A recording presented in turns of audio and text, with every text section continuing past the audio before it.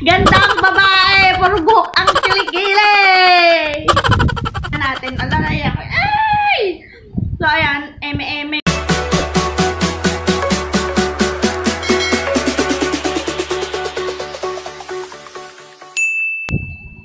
Hello mga gandara! Welcome back again sa aking YouTube channel. At for today's video, ayan nga, ituturo ko sa inyo kung paano mag-wax ng kilikili at kung paano ko ginawa yung wax na yun dahil ayan nga, quarantine pa tayo, hindi pa tayo makalabas. Ayun, kailangan na nating magpa-wax sa labas. Kaso, wala tayong magagawa dahil naka-quarantine pa tayo. So, ngayon tuturuan ko kayo ng DIY na pang-wax sa kilikili na dito lang sa loob ng bahay. Hindi na kayo kailangan lumabas, guys. At ayan, napakadali lang gawin ito. At ayan, nakaayos tayo ngayon, guys. Ayan. At kung napapansin nyo, naka-light makeup din tayo ngayon. At kung sinong may gusto ng look na ito, ayan, mag-comment down below kung sino. At ayan, gagawin natin yan sa susunod nating vlog. At thank you very much, Everbelena. Ayan, in-unbox ko yung mga binigay nila sa akin. At kung sino pang hindi nakapanood, ayan, panoorin nyo na lang dyan sa description below. Lalagay ko yung link na kung sino pang hindi nakapanood sa mga sa unboxing ko, guys. At ayan, sisimulan na natin. Nahihiya ako itaas yung kilikili ko ngayon kasi ang hahaba na, pero go lang yan. Kaya natin yan. Ipapakita ko yan para sa inyo at iwawax natin yan sa harap nyo. At ayan, papakita ko muna sa inyo, guys, kung paano ko ginawa yung pag-wax na yon.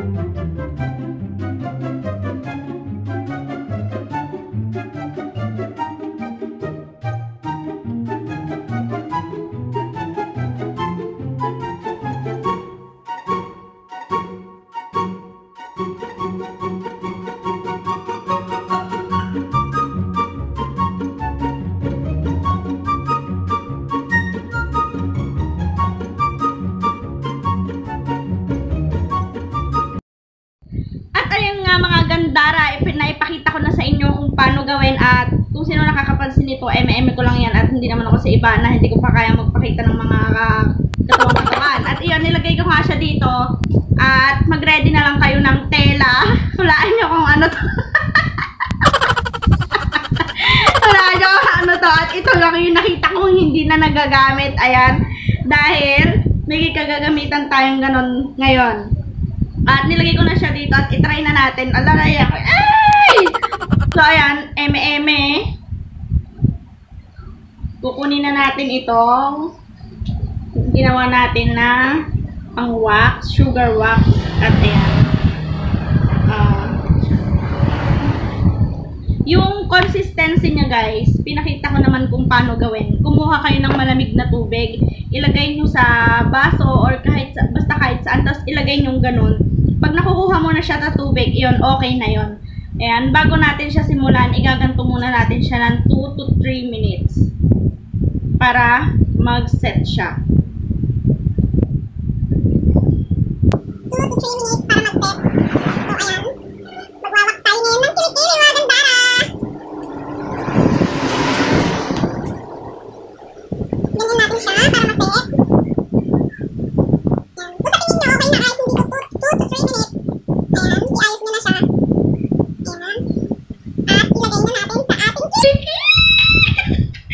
Gandang babae, puro buhok ang kilikili.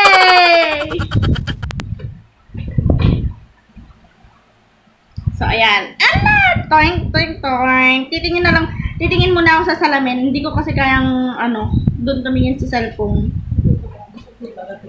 Dito muna ako sa salamin titingin.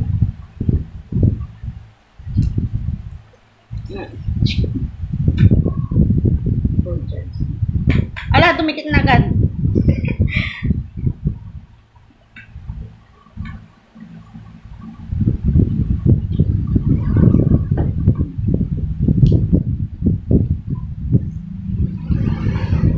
DIY lang to. Saan ka pa? To eat yourself at home. Kung tamad na tamad kang magbunot. Alam nyo guys, na-realize ko yung pag-wax, ang ganda pala nung bandang huli. Diba may gawa akong video na after waxing, ganon, umitim siya. Pero nung tumubo na siya, talagang maninipis na yung tubo ng buhok ng kilikili ko. Hindi na siya katulad nung dati na super kapal talaga. Tapos,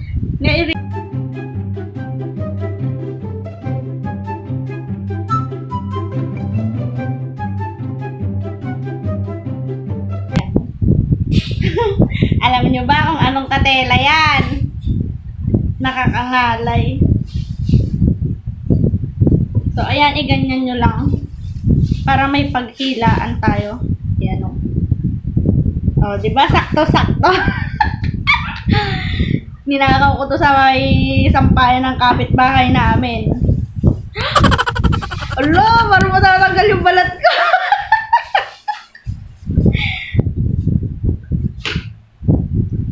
So, ayan, hindi pa siya masyado nagseset. Hintayin natin.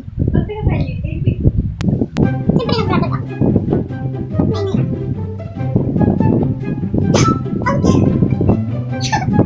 Sarili ko kaya ang hila.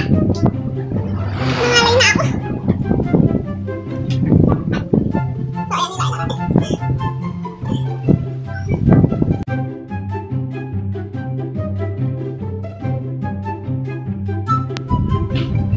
So, ayan guys, tapos na ako dito sa kabila at nakita natin yan. Napakaitim ng kilikili ko. Oo. Pero may mga unti-unti pang natira. Siguro, ayan, nakikita ko sa salamin. May mga kunti pang natira, pero hayaan na natin yan, kunti lang naman. Siguro gagawa na ako ng vlog kung paano ko papuputiin tong kilikili ko. At lumipat na tayo sa kabila. Ayan, mas makapal na naman. Ano ba yan? Problema yan. Ay, hindi siya pwedeng isang ganunan pala. Mali ako doon sa ginawa ko. Dito sa may isang kilikili ko. Dito muna tayo sa ilalim. La.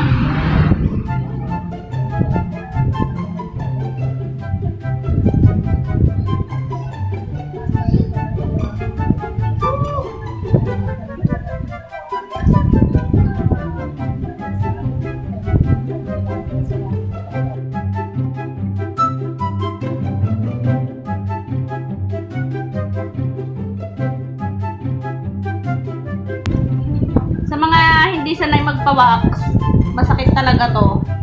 Pero doon sa mga sanay na, ayan, but sa huli, hindi mo na mararamdaman yung sakit kasi paulit-ulit na.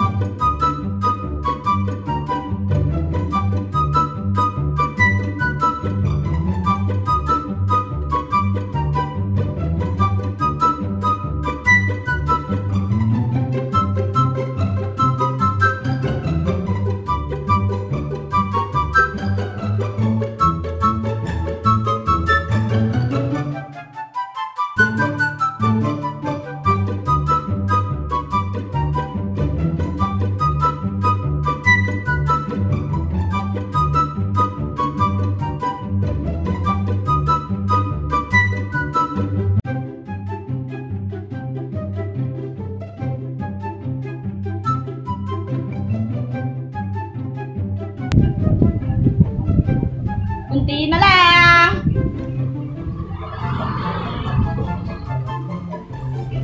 So, ayan, pulang-pula na siya. May mga buhok-buhok na natanggal, pero kunti na lang. Siguro yung mga maliliit na yan, hindi na matatanggal. Paano ko kaya mapapaputi yung kilik-kilik ko?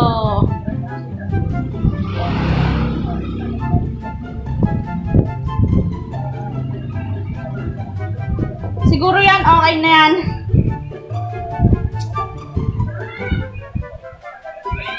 Pinagpawisan ako.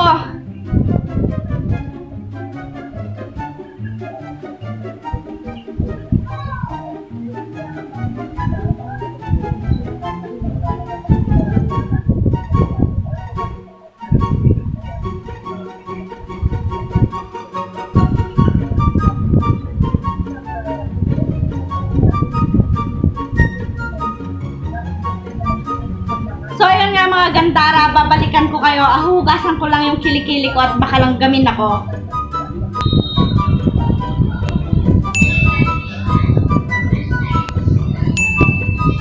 So, yun nga mga gandara, nakabalik na ako, nahugasan ko na yung kilikili ko. Ayan, sa murang halaga, nakapag-wax na ako ng kilikili. Hindi ko na kailangan pumunta sa mga clinic kung saan-saan. Dahil ECQ pa tayo, ayan, bumili lang kayo ng asukal. Ayan, may rasyon naman siguro kayong asukal bigay ng barangay nyo or municipality nyo. At limang pirasong kalamansi lang na nabibili lang din sa tindahan. 5 pesos lang din yun. Ayun, consistency lang sa paghalo ng sugar wax. At ayan, pinakita ko naman sa inyo kung paano yung ginawa at kung paano siya i-check. At yun, nakita nyo rin kung paano ko yung pagtanggal ko. Always pataas lang siya guys. Pataas yung pagganon nyo. Tsaka mali yung ginawa ko dito sa una. Nilagay ko na lahat. Kaya i-grinampol ko na lang. Tapos ginanong-ganon ko na lang siya. Pero natanggal pa rin naman siya. Ayan, may kaitiman lang din talaga yung kiligili ko. Ayan, natanggal siya. At yun, always pataas yung pagganon nyo.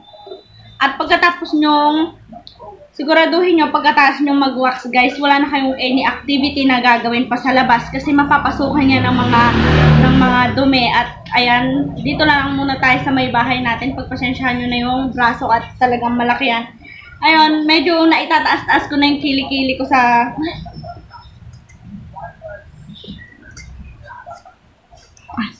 pwede pa. Sa pag-vlog ko, kasi wala na siyang buhok pero maitim siya.